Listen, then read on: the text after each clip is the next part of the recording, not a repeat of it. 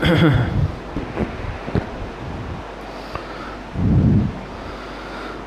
اللہ الرحمن الرحیم وبه قال حدثنا هناد قال حدثنا ابو معاوية عن الأعمش عن شقيق بن سلمة عن أبي موسى رضي الله عنه قال قال رسول الله صلى الله عليه وسلم إن من ورائكم أياما يرفع فيه العلم ويكسر فيه الهرج قالوا يا رسول الله ما الهرج قال القتل۔ حضرت ابو موسیٰ اشعری رضی اللہ تعالی عنہ سے مروی ہے، وہ روایت کرتے ہیں جناب رسول اللہ صلی اللہ علیہ وسلم سے کہ جناب رسول اللہ صلی اللہ علیہ وسلم نے ارشاد فرمایا، تمہارے بعد ایسا زمانہ آنے والا ہے جس میں علم کو اٹھا لیا جائے گا اور اس میں حرج کی کثرت ہوگی۔ صحابہ نے عرض کیا، اللہ کے رسول، حرج کیا ہے؟ حرج کسے کہتے ہیں؟ جناب رسول اللہ صلی اللہ علیہ وسلم نے ارشاد فرمایا، القتل، حرج سے مراد قتل عام ہے۔ کتاب الفتن کا سلسلہ چل رہا ہے اور مختلف فتن سے متعلق آپ حضرات کے سامنے بات ہوئی ہے۔ یہ روایت جو آپ کے سامنے پڑھی گئی، یہ بھی ترمذی شریف کی روایت ہے، باب ما جاء فی الحرج۔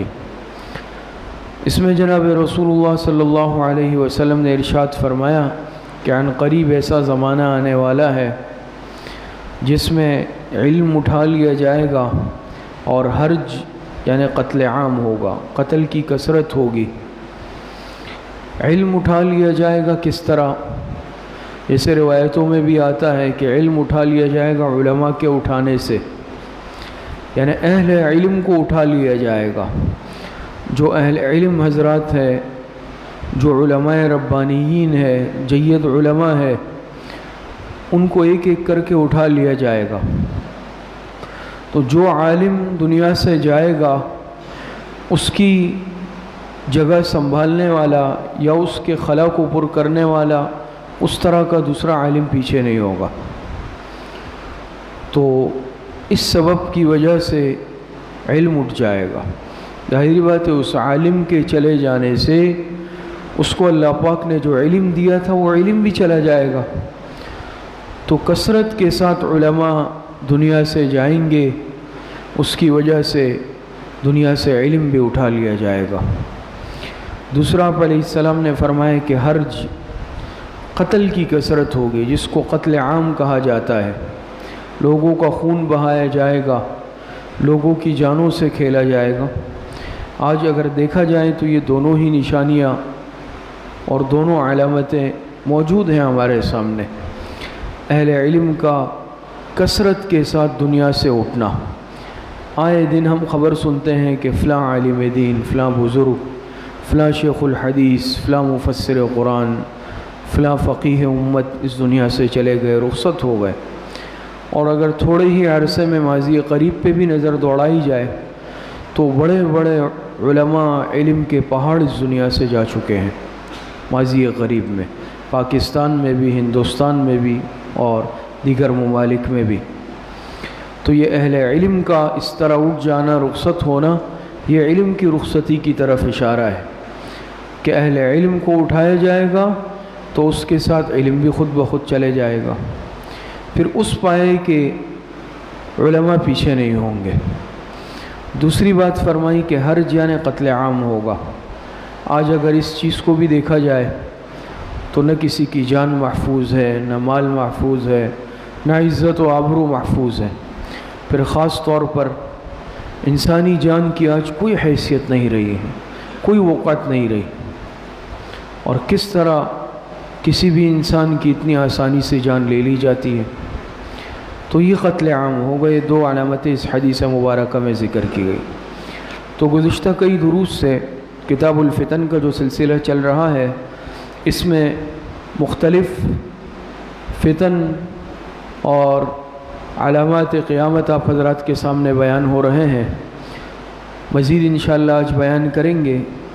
ایک علامت یہ ذکر کی گئی ہے کہ مسجدوں میں نقش و نگار بنائے جائیں گے، اونچے اونچے مینار بنائے جائیں گے، لیکن دل ویران ہوں گے۔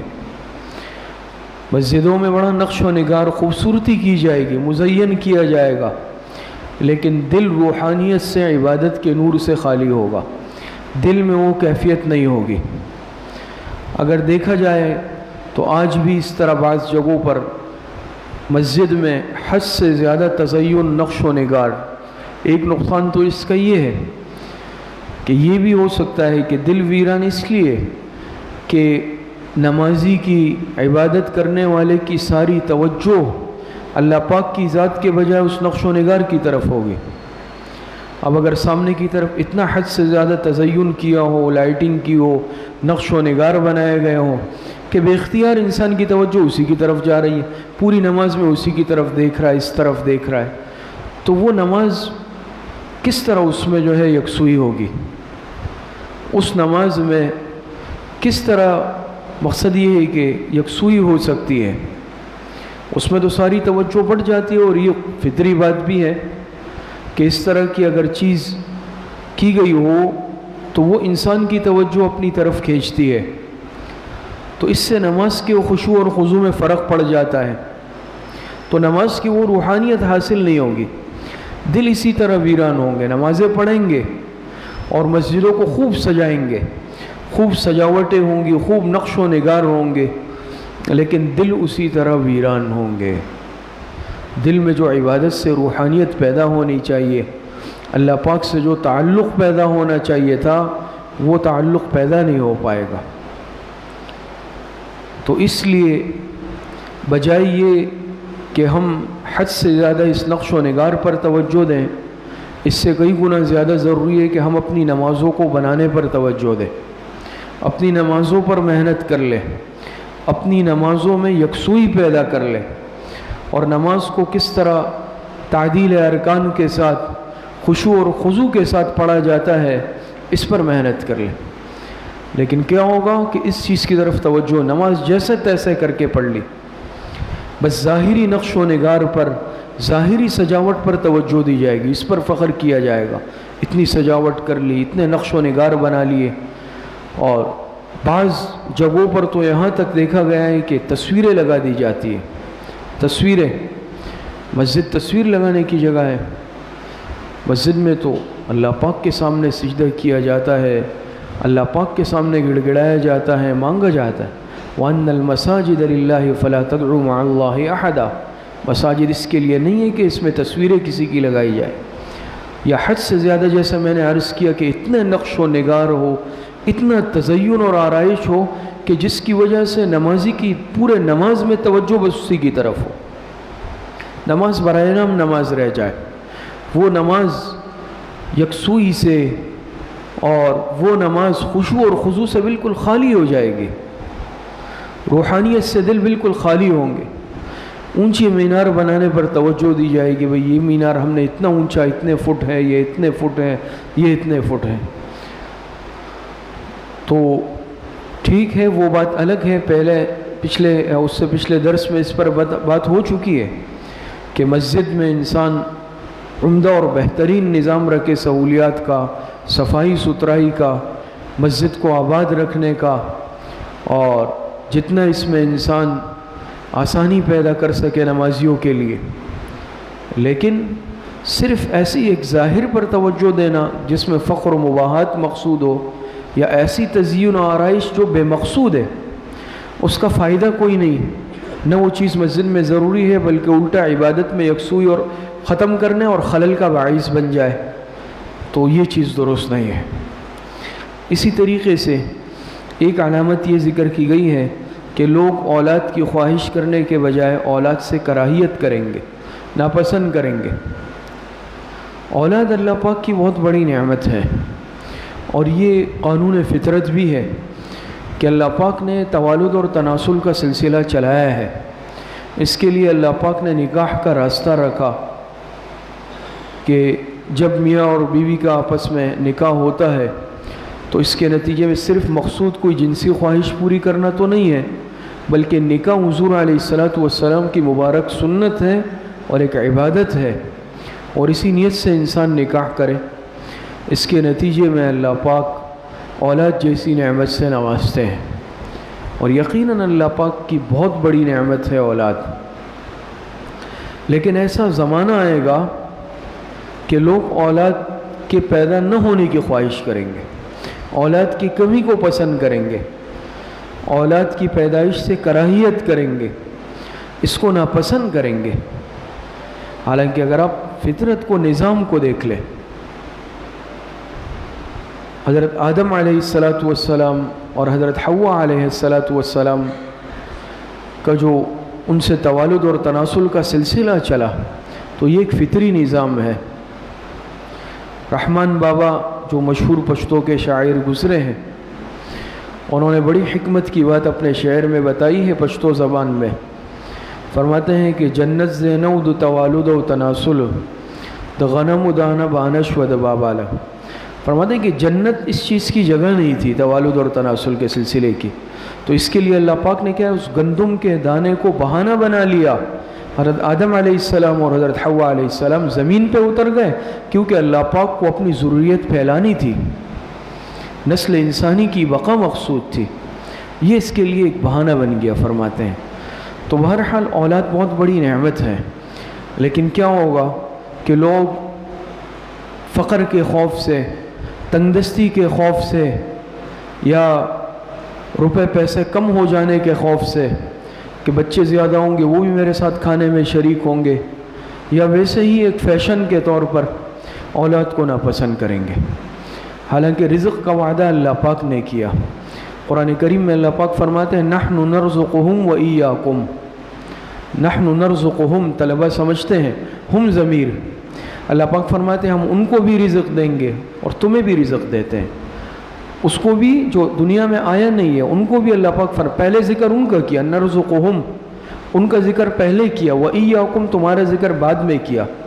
تو ایسا ہو سکتا ہے کہ اللہ پاک کسی کو رزق سے محروم کر دیں، کوئی بھوک سے مر جائے گا۔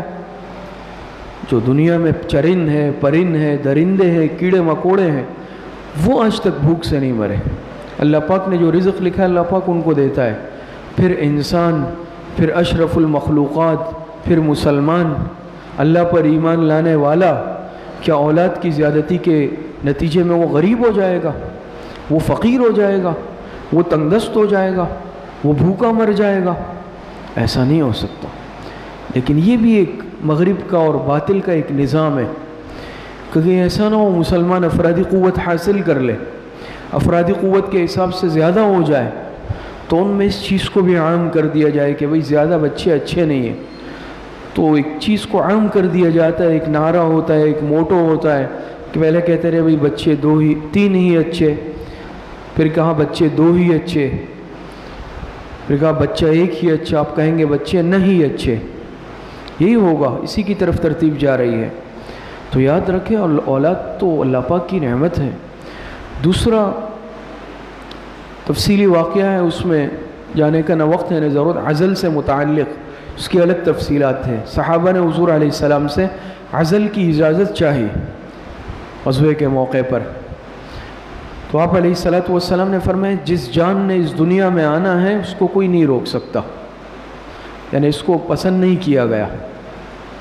عزل آپ سمجھتے ہیں کہ مرد جب بیوی سے اپنی خواہش پوری کرتا ہے تو انزال کے وقت جدا ہو جائے تاکہ حمل نہ ٹھہرے، اس کو عزل کہا جاتا ہے، اس کو ناپسند کیا گیا ہے، پسندیدہ عمل نہیں ہے، کیونکہ یہ اولاد کے پیدا ہونے کے خوف سے یہ عمل کیا جاتا ہے۔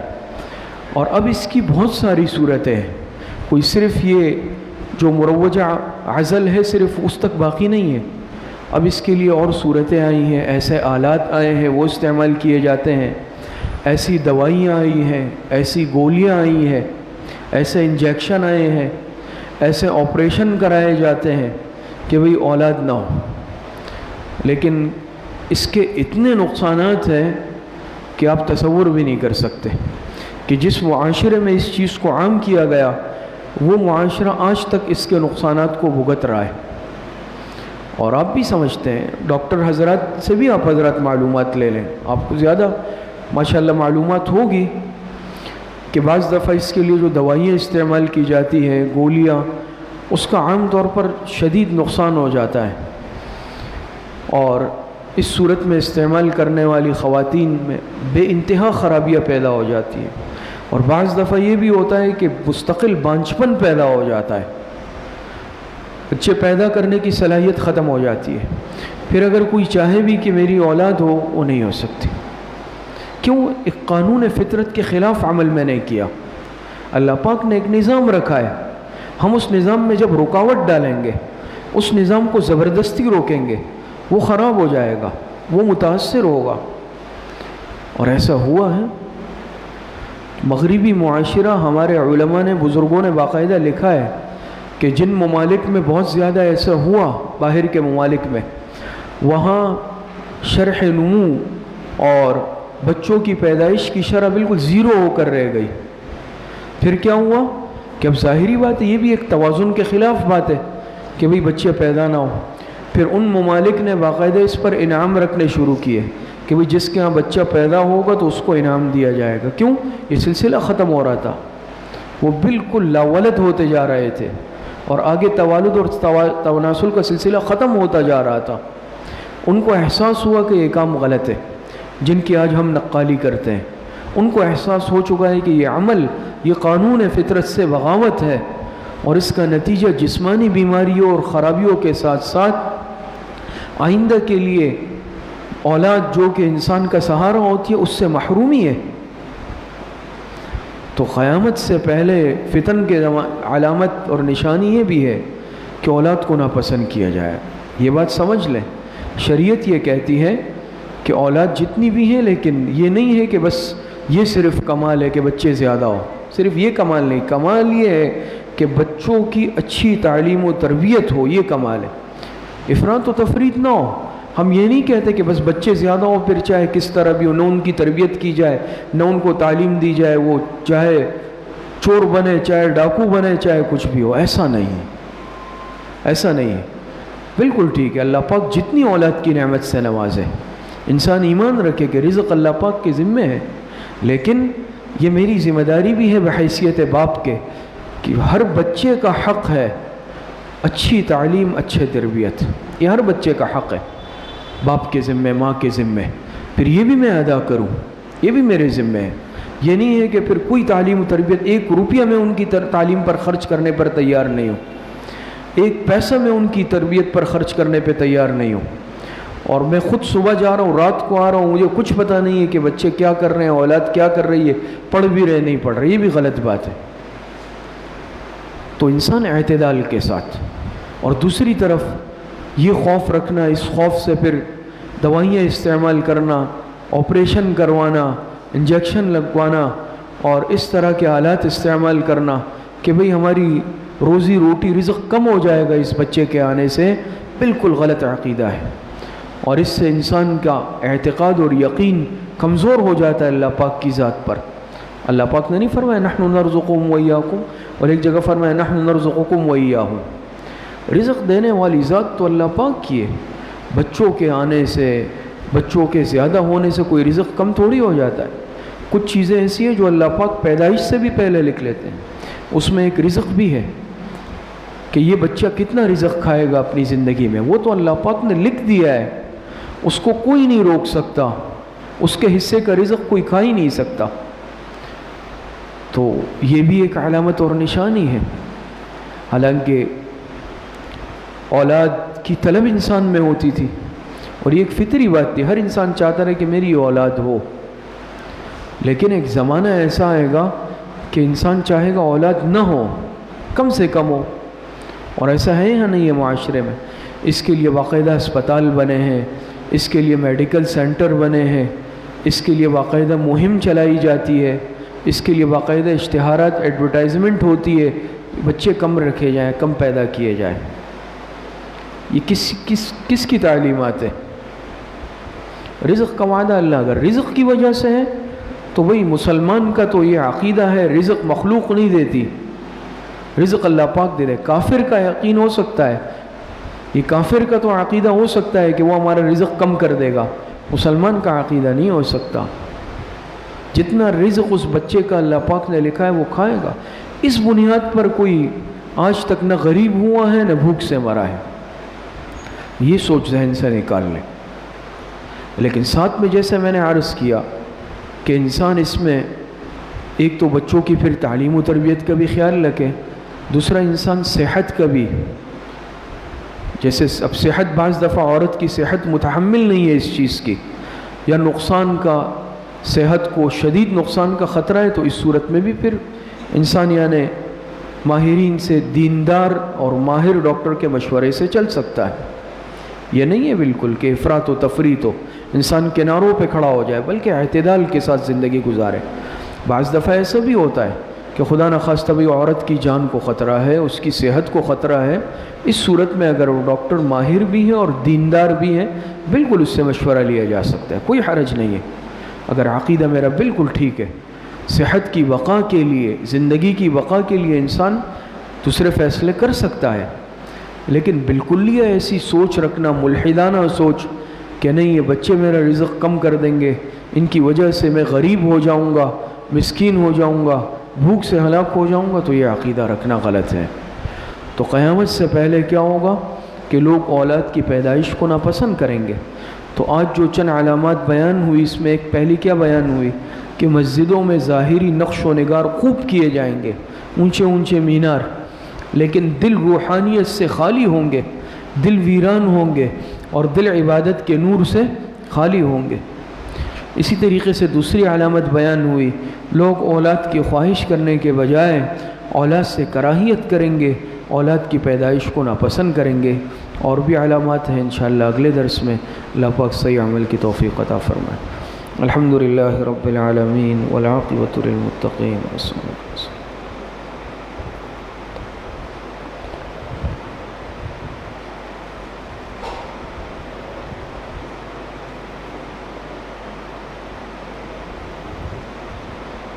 وصلی اللہ وسلم علی نبینا محمد وآلہ واصحابہ اجمعین برحمتک۔